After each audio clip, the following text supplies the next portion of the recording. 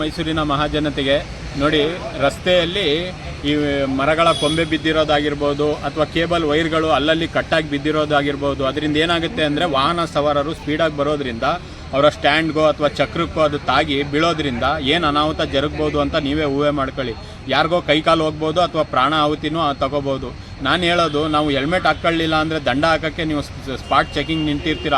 ಆದರೆ ನೀವು ವೀಕ್ಷಣೆಗೆ ಬಂದು ರಸ್ತೆಯಲ್ಲಿ ಏನು ತೊಂದರೆ ಆಗಿದೆ, ಸಾರ್ವಜನಿಕರಿಗೆ ಏನು ಮುಂದೆ ಒಂದು ಗುಂಡಿ ಬಿದ್ದಿರೋದಾಗಿರ್ಬೋದು, ತ್ವರಿತವಾಗಿ ಅಲ್ಲೇ ಮುಚ್ಚೋದಾಗಿರ್ಬೋದು, ಬಿದ್ದಿರೋಂಥ ಮರನ ತೆರವು ಮಾಡೋದಾಗಿರ್ಬೋದು, ಒಣಗಿದ ಮರನ ತೆರವು ಮಾಡೋದಾಗಿರ್ಬೋದು, ಈ ಥರ ಸಾರ್ವಜನಿಕರ ಸೇವೆಗೋಸ್ಕರನೇ ನಮ್ಮಿಂದ ನಮಗಾಗಿ ನಮಗೋಸ್ಕರನೂ ಸರ್ಕಾರ ವ್ಯವಸ್ಥೆ ಸ್ಥಾಪನೆ ಮಾಡ್ಕೊಂಡಿರೋದು.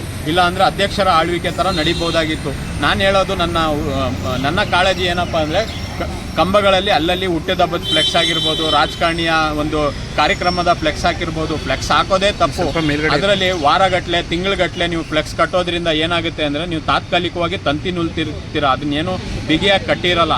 ಗಾಳಿಯ ಬಡ್ತಕ್ಕೆ ಅಥವಾ ಬಿರುಗಾಳಿಗೆ ಅದು ಕೆಳಗೆ ಆ ತಂತಿ ಬಿಚ್ಚಿ ಯಾವುದೋ ವಾಹನ ಸವಾರರ ಗಾಜಿನ ಮೇಲೆ ಬೀಳೋದಾಗಿರ್ಬೋದು ಅಥವಾ ಬಿದ್ದು ಚಕ್ರಕ್ಕೆ ತಾಗಿರೋದಾಗಿರ್ಬೋದು, ಸ್ಕಿಡ್ಡಾಗಿ ಬೀಳೋದ್ರಿಂದ ಅನಾವಶ್ಯಕವಾಗಿ ತೊಂದರೆ ಆಗದಂಥ ನಮ್ಮಂಥವ್ರಿಗೂ ತೊಂದರೆ ಆಗಿ ನಾವು ಅನುಭವಿಸ್ಬಾರ್ದಂಥ ತೊಂದರೆಗಳನ್ನು ಅನುಭವಿಸ್ತೀವಿ. ಬಿದ್ದಂಥ ವ್ಯಕ್ತಿ, ಕಟ್ಟಿದಂಥ ವ್ಯಕ್ತಿ ಹತ್ರ ಹೋಗಿ ಅದರ ಇದನ್ನು ಏನು ಹೇಳ್ತೀವಿ, ಅದರ ತೊಂದರೆಯ ಒಂದು ಪಡ್ಕೊಳ್ಳೋಕ್ಕೆ ಸಾಧ್ಯ ಇಲ್ಲ. ಕಟ್ಟೋದು ಮೊದಲನೇ ತಪ್ಪು. ಅದನ್ನು ಕಟ್ಟಿದ್ದನ್ನು ವಾರಗಟ್ಟಲೆ ಅಲ್ಲೇ ಬಿಡೋದು ಇನ್ನೊಂದು ತಪ್ಪು. ಪಾಲಿಕೆಯವ್ರಿಗೆ ನಾನು ಏನು ಹೇಳ್ತಾ ಇದ್ದೀನಿ ಅಂದರೆ, ನೀವು ಇರೋದನ್ನು ನಾನೇನೋ ಅದನ್ನು ವಿಡಿಯೋ ಮಾಡಿ ಕಂಪ್ಲೇಂಟ್ ಮಾಡಿ ತೆರವು ಮಾಡಿಸೋಕ್ಕಿಂತ ಮೊದಲಾಗಿ ನೀವೇ ವೀಕ್ಷಣೆಗೆ ಬನ್ನಿ.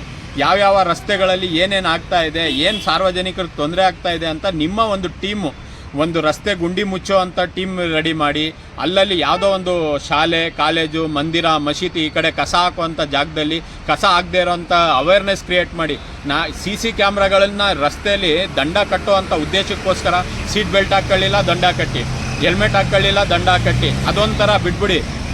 ಆದರೆ ಕಸ ಹಾಕೋ ಕಡೆ ನೀವು CC ಕ್ಯಾಮ್ರಾ ಅಳವಡಿಸಿ, ಸಾರ್ವಜನಿಕರಿಗೆ ಯಾರೋ ಅಲ್ಲಿ ಚುಡಾಯಿಸ್ತಾ ಇದ್ದಾರೆ, ಅಲ್ಲಿ ಏನೋ ನಶೆ ಗುಂಪು ಸೇರ್ತಾ ಇದೆ, ಯಾವುದೋ ಒಂದು ಹೆಣ್ಮಕ್ಳು ಓಡಾಡೋಕ್ಕೆ ತೊಂದರೆ ಕೊಡ್ತಾ ಇದ್ದಾರೆ, ಆ ಕಡೆ CC ಕ್ಯಾಮ್ರಾ ಅಳವಡಿಸಿ ಭಯ ಹುಟ್ಟಿಸಿ, ಅಲ್ಲಿ ನಿಮಗೆ ಅನಾಹುತಗಳಾಗುವಂಥದ್ದಾಗಿರ್ಬೋದು, ಏನೋ ಒಂದು ಅಹಿತಕರ ಘಟನೆ ಜರುಗೋ ಅಂಥದ್ದನ್ನು ತಪ್ಪಿಸ್ಬೋದು.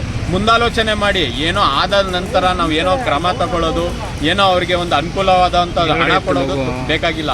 ಆದ್ದರಿಂದ ನಾನು ಒಂದೇ ಒಂದು ರಿಕ್ವೆಸ್ಟ್ ಮಾಡ್ಕೊಳ್ಳೋದು, ಎಷ್ಟು ನೀವು ಪ್ರಯೋಜನಾತ್ಮಕವಾದ ಕೆಲಸ ಮಾಡ್ತೀರಾ ಅಷ್ಟು ರಾಜ್ಯ, ದೇಶ ಸುಭಿಕ್ಷವಾಗಿರ್ತದೆ.